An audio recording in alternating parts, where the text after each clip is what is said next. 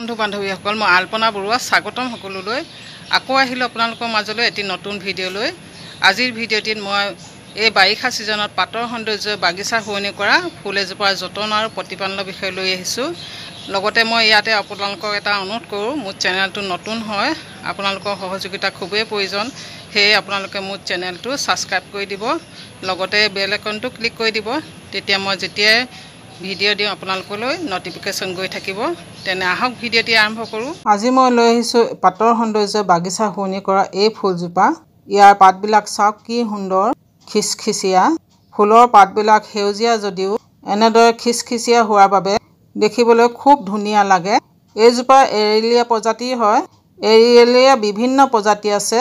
এইজোপা green এৰেলিয়া হয় যিকোনো ফুল এজোপা লগাবলৈ চাৰিটা বিষয়ৰ ওপৰত গুৰুত্ব দিব লাগে মই সেই এটা বিষয়ৰ ওপৰত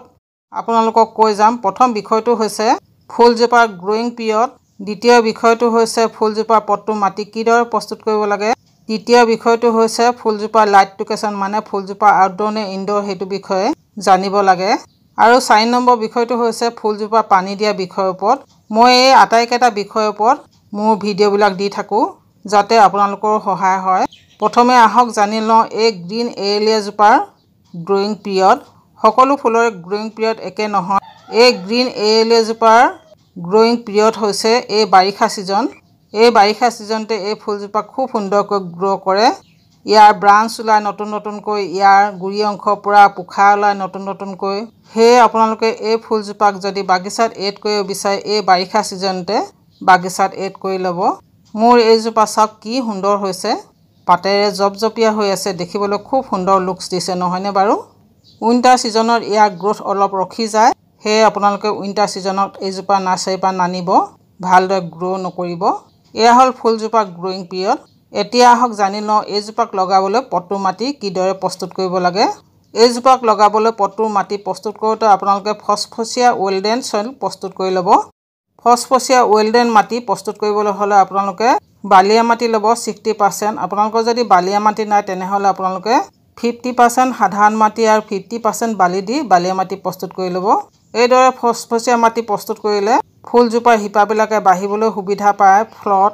ফুলজোপাৰ গ্ৰোথ খুব সুন্দৰ হয় 60% বালিয়া মাটিৰ লগত আপোনালোকে 40% সাৰ দিব যিকোনো সাৰ দিব পাৰে কেঁচু সাৰ বা শুকান গোবৰ বা এই দুইবিধ সাৰে সম পৰিমাণে মিলাই লৈও দিব পাৰে আপোনালোকে আৰু এই মাটি মিশ্ৰণখিনিত আপোনালোকে 1 চামুচমান ফাংগিচাইড মিলাই দিব যাতে ফুলজোপা গুৰি অংশত ফাংগাছে এটেক নকৰে বা ফাংগিচাইড পাউডাৰ নহলেও আপোনালোকে ফুটছাই মিলাই দিব পাৰে ফুটছাইও ফাংগাছৰ এটেকৰ পৰা ফুলজোপাক বচায় এয়া হ'ল ফুলজোপাৰ পট্টু মাটি কিদৰে প্ৰস্তুত কৰিব লাগে সেইটো বিষয়ে যিসকল নিউ গাৰ্ডেনাৰ বা যাৰ সময় অভাৱ বাগিচাত লাগি থাকিবলৈ সেইসকলে এই ফুলজোপা খুব সুন্দৰকৈ লগাব পাৰে লগাওক আৰু পাহৰি যাওক এনে ধৰণৰ এইজোপা খুব বেছিকৈ লাগি থাকিবলৈ প্ৰয়োজন নাই এতিয়া আহক জানি লওঁ 3 নম্বৰ বিষয়টো মানে এই ফুলজোপাক কেনেকুৱা জেগাত থব লাগে ইয়াৰ লাইট লোকেশ্যন কেনেকুৱা হোৱা উচিত গ্ৰীণ এৰেলিয়া এজোপা ইনডোৰ প্লেণ্ট হয় সেই ছাঁত থব সম্পূৰ্ণ পোহৰ পৰা ব্যৱস্থা জেগাত তেতিয়াহে ইয়াৰ গ্ৰোথ ভাল হয় অৱশ্যে পুৱাৰ কোমল সূৰ্য পোহৰটো 1-2 ঘণ্টাৰ বাবে পৰিলেও খুব সুন্দৰকৈ গ্ৰো কৰে বা আপোনালোকে এইজোপাক এনেকুৱা জেগাতো থব পাৰে য'ত অলপ ৰ'দ আৰু অলপ ছাঁ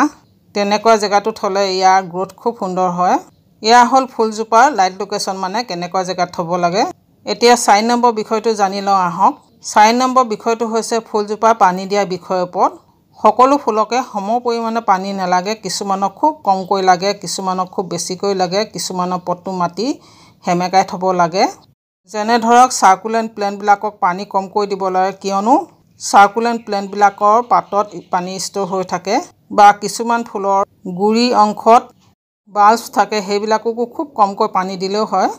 গ্ৰীণ এৰেলিয়া ফুলজোপাক খুব বেছিকৈ পানী দিয়াৰ প্ৰয়োজন নাই পট্টু মাটি 2 ইঞ্চিমান শুকাই গ'লে পানী দিলেও হয় আৰু আপোনালোকে যেতিয়া পানী দিব ভৰপূৰকৈ দিব পট্টুৰ তলৰ মাটি ভালদৰে তিতাকৈ পট্টুৰ ড্ৰেনেজ হ'লেদি পানী ওলাই যোৱাকৈ তেতিয়াহে ফুলজোপাৰ শিপাবিলাকে তললৈকে বাঢ়ি গৈ পট্টুত আমি দিয়া সাৰখিনি খুব সুন্দৰকৈ গ্ৰহণ কৰিব ফলত ফুলজোপা গ্ৰোথ খুব সুন্দৰ হ'ব এই 4টা বিষয়ৰ ওপৰত গুৰুত্ব দি ফুল এজোপা লগালে খুব সুন্দৰকৈ গ্ৰো কৰে এতিয়া আহক জানি লওঁ এই ফুলজোপাৰ পৰা পুলি প্ৰস্তুতৰ বিষয়ে ইয়াৰ এনেকুৱা কাটিং এই বাৰিষা সিজনত সাধাৰণ যিকোনো মাটিত গুজি দিলেও খুব সুন্দৰকৈ শিপা ওলাই নতুন পুলি প্ৰস্তুত হয় বা ইয়াৰ গুৰি অংশটো নতুনকৈ পোখা ওলাই থাকে সেই পোখাবিলাক ভাগ কৰিলে আপোনালোকে নতুন পুলি প্ৰস্তুত কৰি ল'ব পাৰে এই বাৰিষা সিজনতে ইয়াৰ কাটিঙৰ পৰা পুলি প্ৰস্তুত হয় উইন্টাৰ সিজনত নহয় যেহেতু উইন্টাৰ সিজন ইয়াৰ ডমিনেশ্যন পিৰিয়ড এতিয়া হক জানি লওঁ মাজে মাজে দিব লগা সাৰৰ বিষয়ে এই ফুলজোপা খুব বেছিকৈ সাৰ দিয়া প্ৰয়োজন নাই উইন্টাৰ সিজনত কোনো সাৰ দিয়া প্ৰয়োজন নাই কিন্তু এই বাৰিষা সিজনত ইয়াৰ গ্ৰোথ অলপ ভাল হ'বলৈ পাতৰ উজ্জ্বলতা বৃদ্ধি হ'বলৈ আপোনালোকে কেঁচু সাৰ বা শুকান গোবৰৰ পৰা প্ৰস্তুত কৰা লিকুইড সাৰো দিব পাৰে প্ৰতি 20-25 দিনৰ মূৰে বা আপোনালোকে এমুঠিকৈ কেঁচু সাৰ বা শুকান গোবৰ ফুলজোপা গুৰিত দিব পাৰে মাহত এবাৰকৈ এতিয়া ইয়াৰ গ্ৰোথ আৰু সুন্দৰ হয় আৰু পাতৰ উজ্জ্বলতা বেছি হয় কিয়নো কেঁচু সাৰ আৰু শুকান গোবৰ যথেষ্ট পৰিমাণৰ নাইট্ৰজেন থকাৰ বাবে ফুলজোপাৰ গ্ৰোথ খুব পাতৰ আকাৰ ডাঙৰ হয় আৰু পাতৰ উজ্জ্বলতা বৃদ্ধি হয় উইন্টাৰ সিজন ইয়াৰ যেহেতু ডমিনেশ্যন পিৰিয়ড ইয়াৰ গ্ৰোথ ৰখি যায় সেইবাবে আপোনালোকে উইন্টাৰ সিজনৰ এইজোপাক নিয়ৰ পৰা আঁতৰাই ৰাখিব যাতে ফুলজোপাত নিয়ৰ নপৰে নিয়ৰ পৰিলে ইয়াৰ পাতবিলাক কোলা হৈ যায় গেলি যোৱাৰ দৰে হয় আৰু ফুলজোপা মৰি যাব এই ফুলজোপাক খুব বেছিকৈ ফাংগাছে এটেক কৰা দেখা নাযায় তথাপি আপোনালোকে যেতিয়া বাগিচাত নিম অইল স্প্ৰে কৰিব তেতিয়া এই ফুলজোপা পাততো স্প্ৰে কৰি দিব নিম অইল অৰ্গেনিক হয় কোনো ফুলক অনিষ্ট নকৰে যিকোনো ফুলত আপোনালোকে নিম অইল স্প্ৰে কৰিব পাৰে ওকে বন্ধু বান্ধৱীসকল আজিলৈ আহিছো ভিডিঅ'টো শেষলৈকে চোৱাৰ বাবে ধন্যবাদ